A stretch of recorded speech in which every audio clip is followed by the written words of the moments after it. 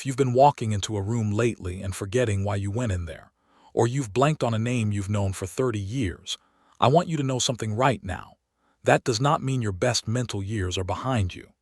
In the next few minutes, I'm going to walk you through 7 simple daily habits that researchers who study aging brains keep coming back to again and again, as some of the most powerful things a person past 70 can do to stay sharp, stay quick-witted, and stay independent.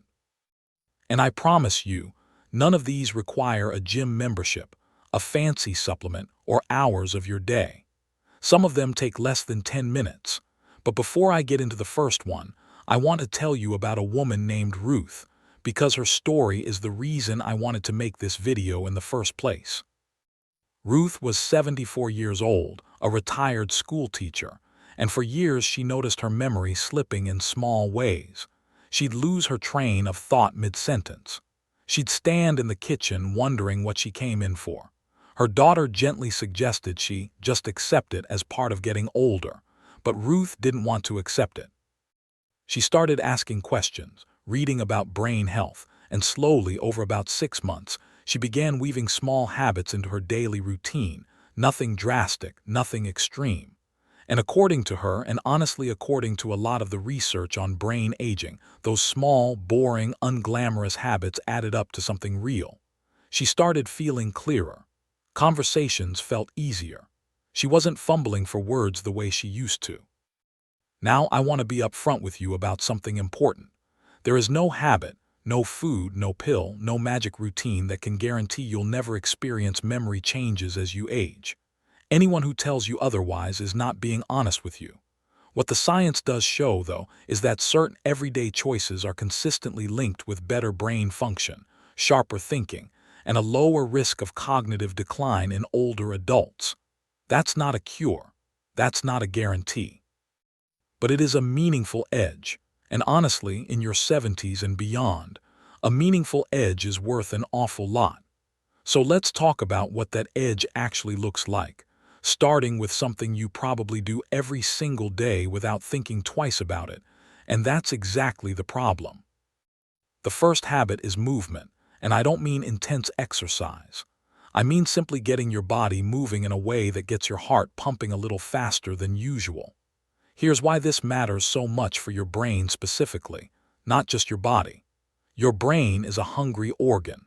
Even though it's only about 2% of your body weight, it uses a shockingly large share of the oxygen and nutrients your blood carries. When you move your body, even something as gentle as a brisk walk around the block, you increase blood flow to your brain. Researchers who study aging have found that older adults who walk regularly tend to show better performance on memory and thinking tests compared to those who are mostly sedentary. Some studies have even observed that certain brain regions involved in memory appear to stay healthier in people who walk consistently. Now, I'm not telling you to become a marathon runner at 75. I'm talking about a 20 to 30-minute walk most days of the week, at a pace where you could still hold a conversation but you'd notice you're breathing a bit harder. If your joints make walking tough some days, swimming, using a stationary bike, or even chair-based movement routines can offer similar benefits. The key isn't intensity, it's consistency.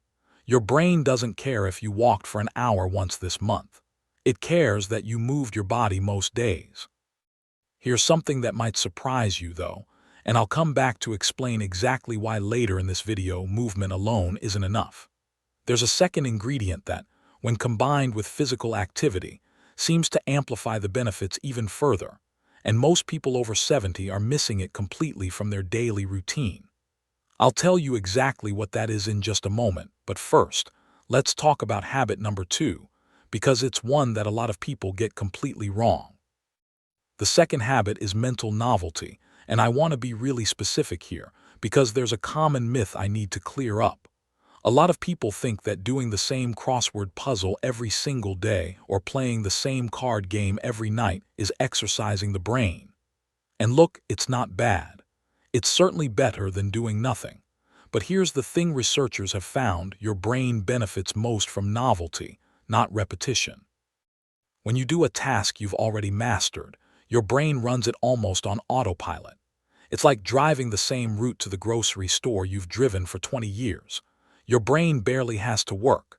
But when you try something genuinely new, learning a few phrases in a different language, picking up a musical instrument, trying a new recipe with unfamiliar ingredients, or learning to use a new piece of technology, your brain has to build new connections between neurons.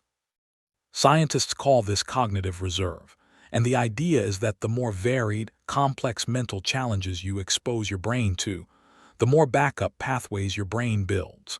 Think of it like a city with only one road in and out versus a city with 10 different roads.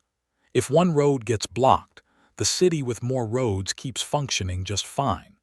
That's essentially what cognitive reserve does for your brain as it ages. Ruth, the woman I mentioned earlier, actually picked up watercolor painting at 74. She'd never painted a day in her life. She told me she felt clumsy and frustrated the first few weeks, and that frustration, believe it or not, is actually a sign your brain is working hard and forming new connections. If a mental activity feels effortless and comfortable, it's probably not challenging your brain the way something unfamiliar would. So this week, I want you to think about one small new thing you could try, not something you're already good at, but something a little outside your comfort zone. Now let's talk about the third habit, and this one might be the most underestimated of all 7, especially among people who live alone or whose kids have moved far away. That habit is social connection, and the research behind it is honestly a little startling. Multiple long-term studies following older adults for years have found that people who maintain strong, regular social connections, friends, family, community groups, even a weekly phone call with someone they care about, tend to show slower rates of cognitive decline compared to people who are socially isolated. Some researchers believe that social interaction is actually one of the most complex things your brain does. Think about it. When you're having a real conversation with another person, your brain is simultaneously listening, interpreting tone and facial expressions, retrieving memories, formulating responses, and managing the emotional back and forth of the exchange. That's an enormous mental workout, disguised as something that feels effortless and enjoyable. Loneliness, on the other hand, has been associated in research with increased risk of cognitive decline, and some scientists believe chronic loneliness may affect the body in ways similar to chronic stress, which we'll talk about later in this video. So if there's one person you've been meaning to call, one old friend you've lost touch with, or one community group you keep thinking about joining but haven't, consider this your sign. It's not just good for your mood. It may genuinely be good for your brain. We've covered movement, mental novelty, and social connection, 3 powerful habits. But there are 4 more, and one of them involves something that happens every single night. Whether you realize it or not, that could either be protecting your brain or quietly working against it. I'll explain exactly what that is, and why it matters more than most people your age realize, when we come back in part 2. Let's pick up right where we left off, because habit number 4 is one that a lot of people over 70 quietly struggle with, and it's sleep. Not just getting some sleep, but getting good, deep, restorative sleep on a regular basis. Here's why this matters so much for your brain specifically. While you sleep, your brain isn't just resting, it's actually doing housekeeping. Researchers have discovered that during deep sleep, the brain flushes out metabolic waste products that build up during the day through a kind of internal cleaning system. Some scientists believe this process may play a role in clearing away substances that, over time, are linked to cognitive decline. On top of that, sleep is when your brain organizes and consolidates the information and memories from your day, essentially filing things away so you can retrieve them later.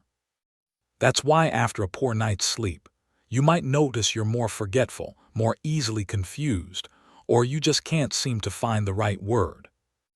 As we age, sleep naturally becomes lighter and more fragmented.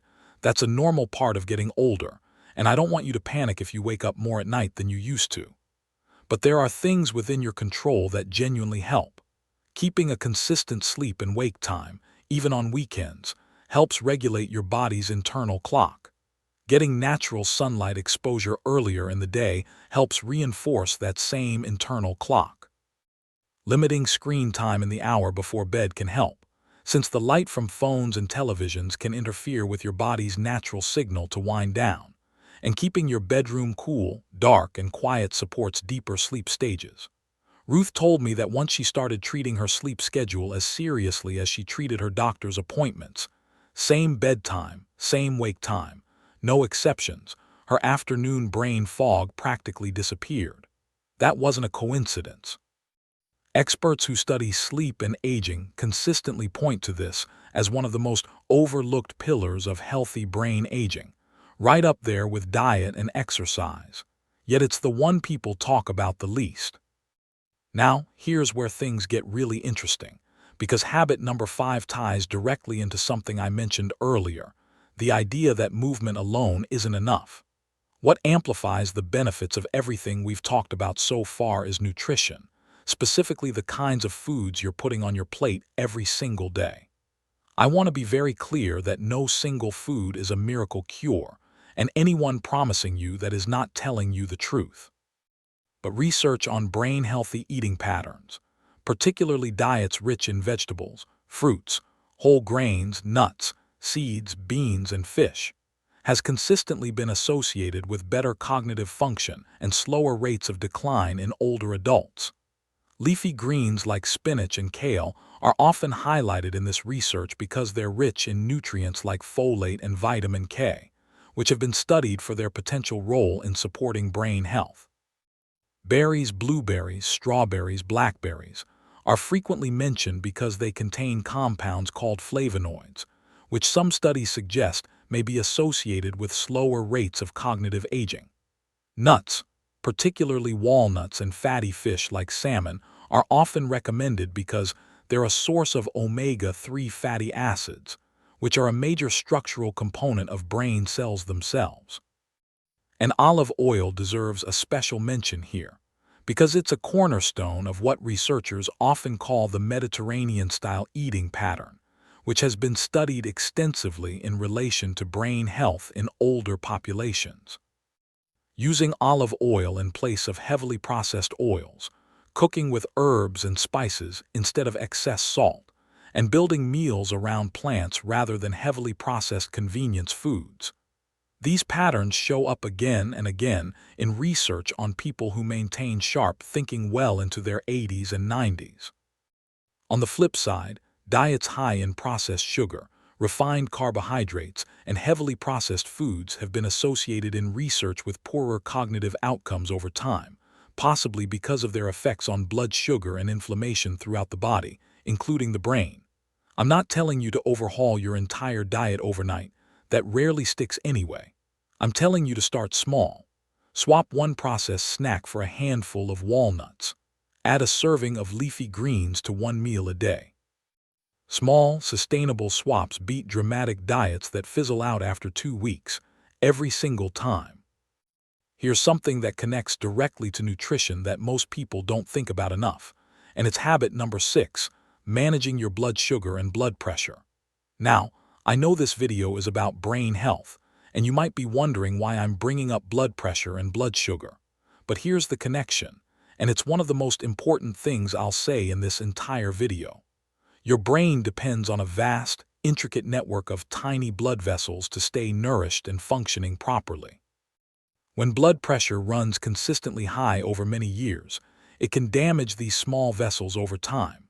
Similarly, when blood sugar runs high for extended periods, it can also affect blood vessel health throughout the body, including in the brain.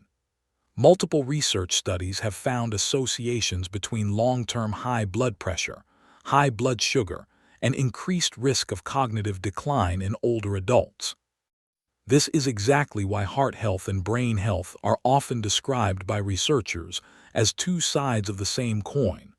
What protects your heart tends to protect your brain, and what damages one tends to eventually affect the other.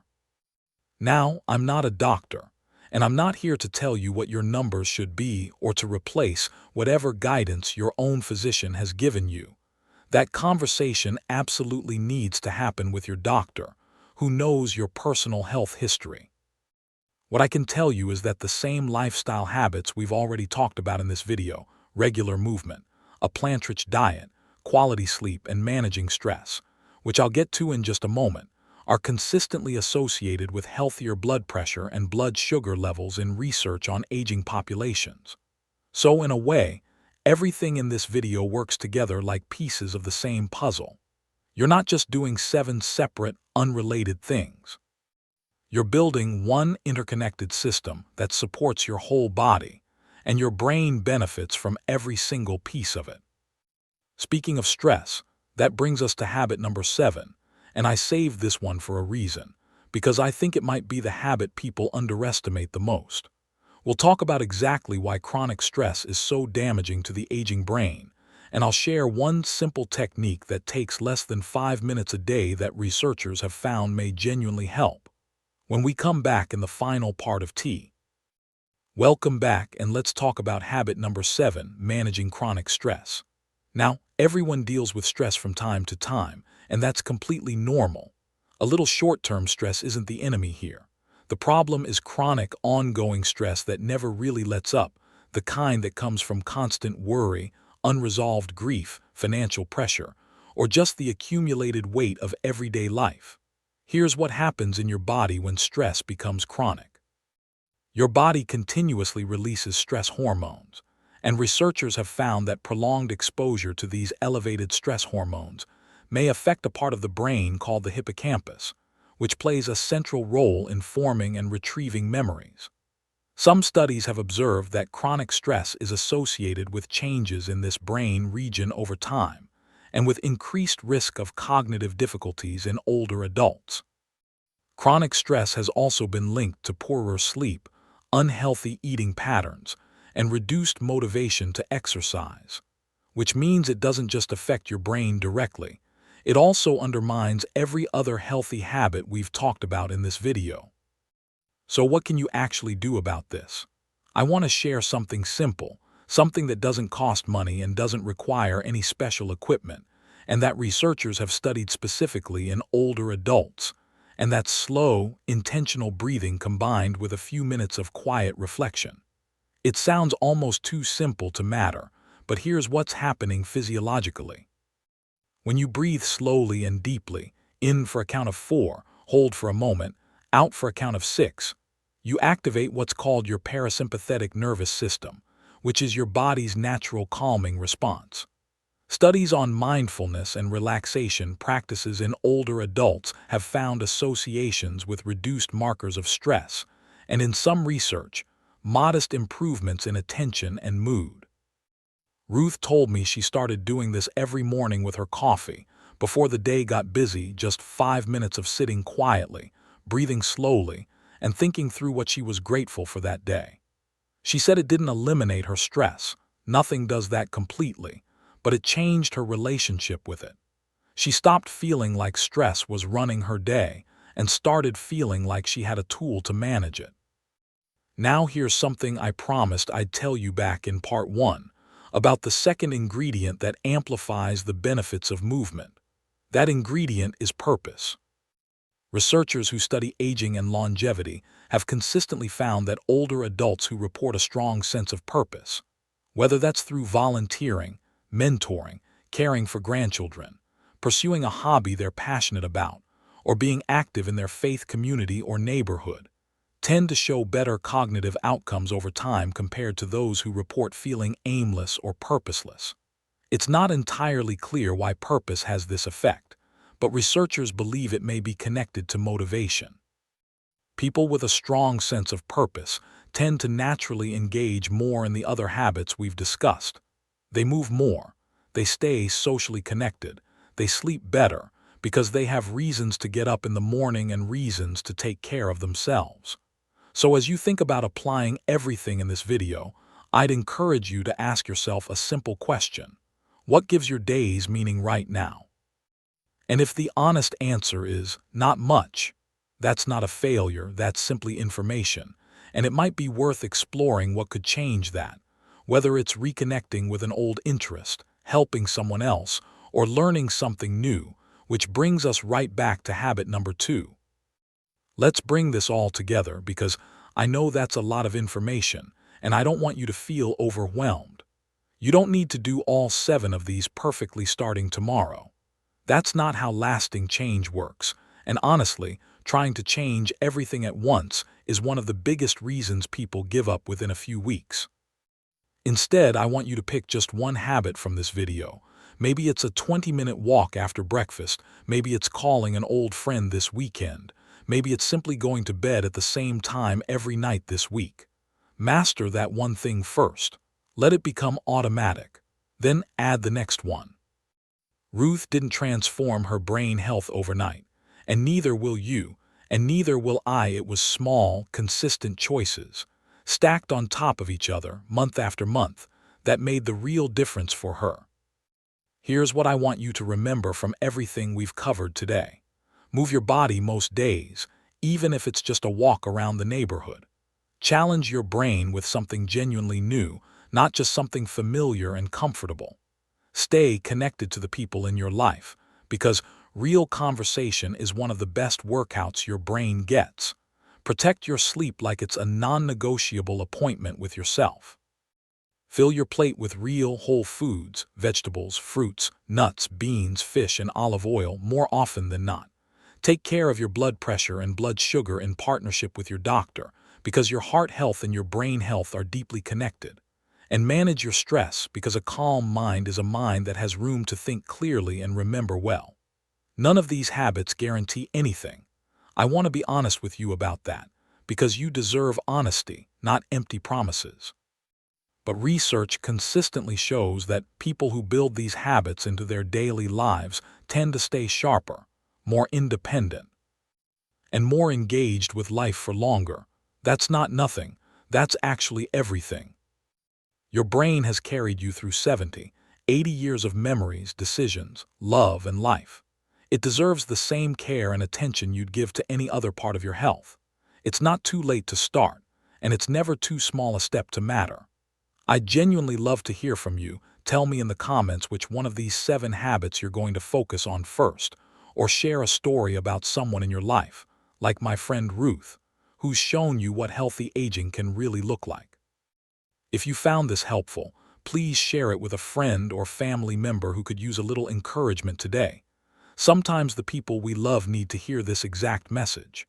And if you want more practical, honest, science-based videos like this one on staying strong, sharp, and independent as you age, go ahead and subscribe, because there's a lot more where this came from. Take care of that brain of yours. It's the only one you've got, and it's not done working yet.